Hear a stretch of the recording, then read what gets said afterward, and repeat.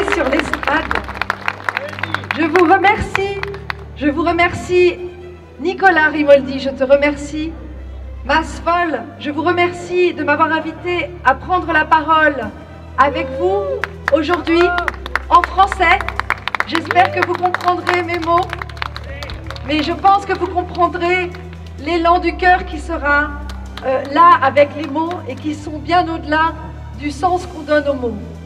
Je suis ici sur cette place où je me trouvais il y a 2 ans et demi avec Urs Hans et beaucoup d'autres d'entre vous pour accueillir Robert Kennedy.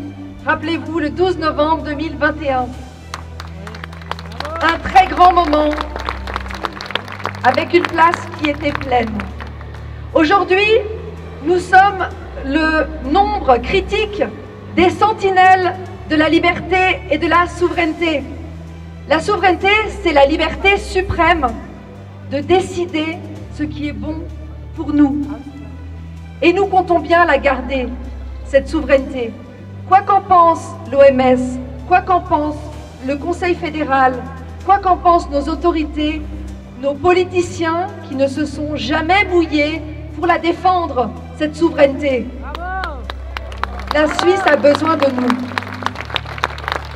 La Suisse a besoin de son peuple qui s'est mobilisé. Les médias sont aux abonnés absents aujourd'hui, comme durant les années Covid. Rien de nouveau. Mais nous n'avons plus besoin d'eux. Parce que même sans leur soutien, leur information, eh bien, le monde est au courant de ce traité liberticide qui se négocie depuis 3 ans à l'OMS. Ils sont tellement au courant que les dirigeants de l'OMS ont changé leur texte.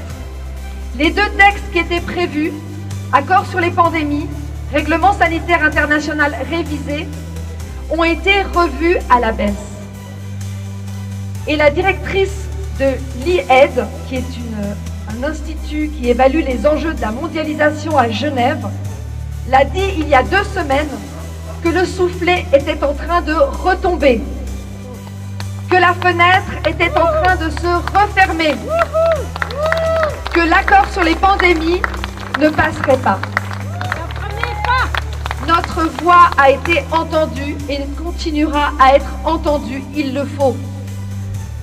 Ces gens-là n'abandonnent pas facilement, malgré les entraves que nous leur opposons avec de l'information vraie, de l'information qui dérange évidemment le besoin de contrôle de ces organisations supranationales en impunité totale qui ne payent aucun impôt d'ailleurs.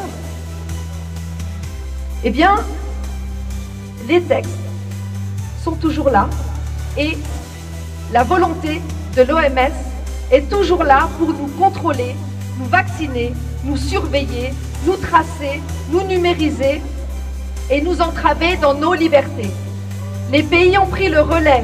La Suisse est en train de réviser sa loi sur les épidémies. Vous savez, la loi de 2012, qui est passée très discrètement devant nos yeux et pour lesquels nous avions un délai très court pour exprimer notre avis sur cette loi. Cette loi prévoit un renforcement du pouvoir donné au Conseil fédéral. Il s'agit maintenant de récupérer notre souveraineté intérieure, de croire en nous, de ne plus nous laisser manipuler, de ne plus obéir aveuglément.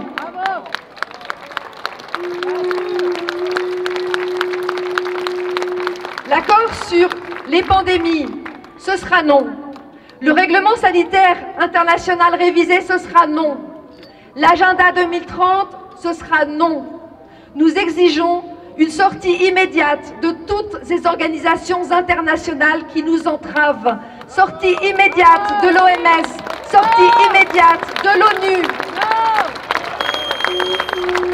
Nous ne voulons plus avoir affaire avec ces gens. Je vous remercie pour votre attention. Le combat continue. Et plus que jamais, restons souverains et restons libres. Liberté!